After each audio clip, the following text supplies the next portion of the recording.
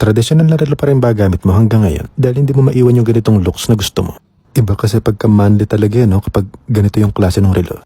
Mabuti na nga lang itong nahanap kong smartwatch kay Ligi na may capital S pa sa box bukod sa may charging cable na siyang wireless na may extra wrist strap pang orange at user manual. May pin pang adjust. Still type na.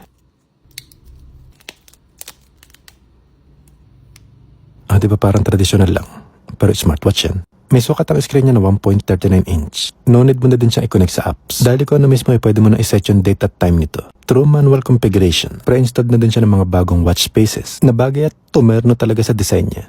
Iba kasi parang pambata. Ito parang pantito talaga. Mabibilang mo na din dito ang steps and calories. May multiple sports mode din siyang marami na bawat record na talagang marirecord. Kompleto na rin sa health monitoring tulad ng heart rate, sleep monitoring, may blood pressure, blood oxygen, na red ang color ng sensor. May weather, female cycle, music, breathing training, stopwatch, timer, alarm clock. May collection code, business card function, calculator. May dedicated button din na pwede mong iset. Naka IP68 at waterproof at halos compatible sa lahat ng most devices. Mapa Android man o iOS.